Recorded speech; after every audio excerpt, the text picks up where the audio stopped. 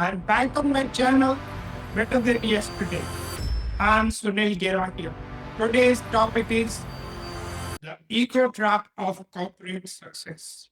Let me ask you something uncomfortable. Have you ever won and still felt insecure? Have you ever been promoted and immediately worried about who might overtake you? Have you ever achieved what you once prayed for and yet felt restless inside? Welcome to the ego trap of corporate success. Today, we are not talking about market crashes, bad bosses, or toxic workplaces. We are talking about something far more dangerous, your ego. Because here the truth no corporate handbook will tell you.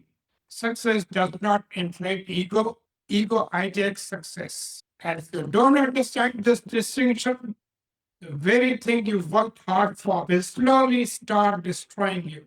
Stay with me. This episode might change how you define success. Or when we say ego, most people imagine arrogance. But ego is not loud. Ego is subtle. Ego is attachment.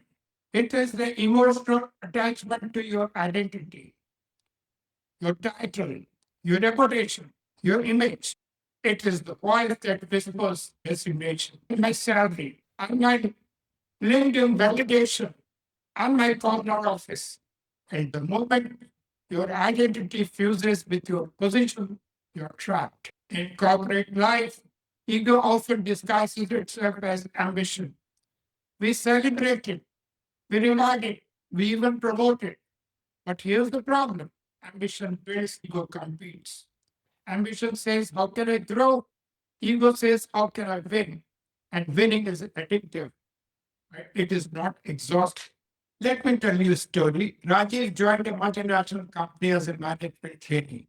Bright, hardworking, sharp. Within 8 years, he became vice president. Incredible rise. His salary multiplied. His respect increased. His social circle expanded. But something else grew too. His intolerance. He began interrupting juniors. He dismissed ideas quickly. He avoided people smarter than him. He hated being questioned in meetings. Why? Because unconsciously, his title had become his identity. Feedback felt like an attack. Disagreement felt like disrespect. Collaboration felt like loss of control. I thought Rajiv was successful. Inwardly, he was fragile. That fragility is ego.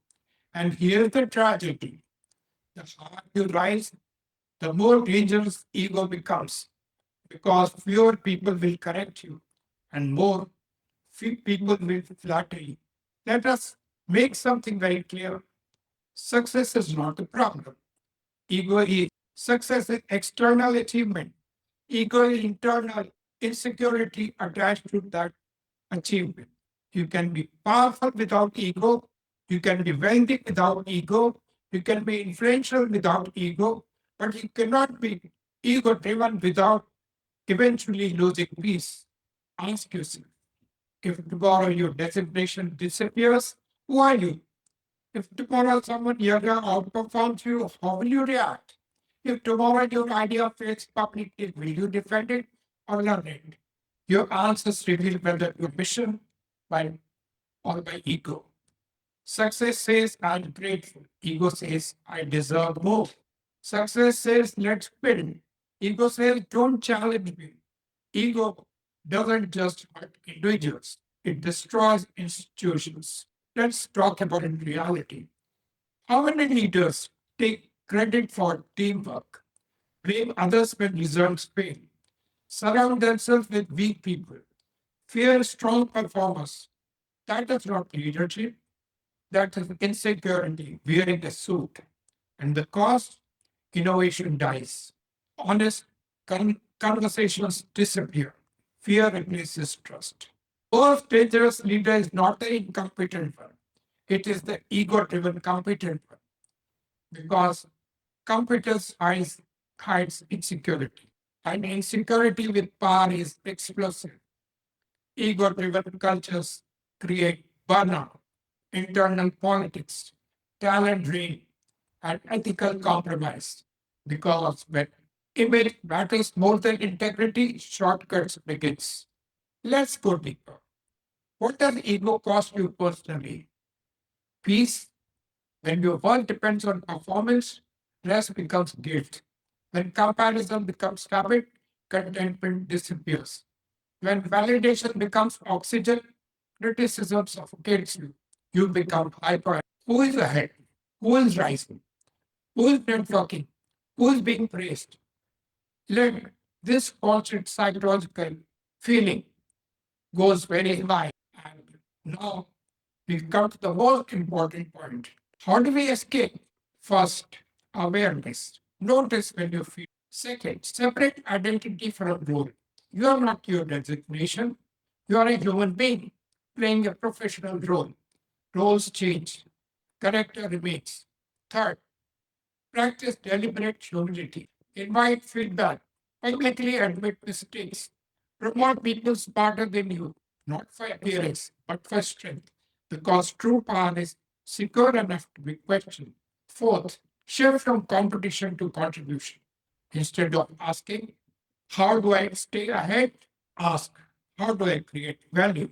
Contribution builds legacy. Competition builds anxiety. Let me ask you something direct. If your entire career was stripped of applause, would you still do what you do?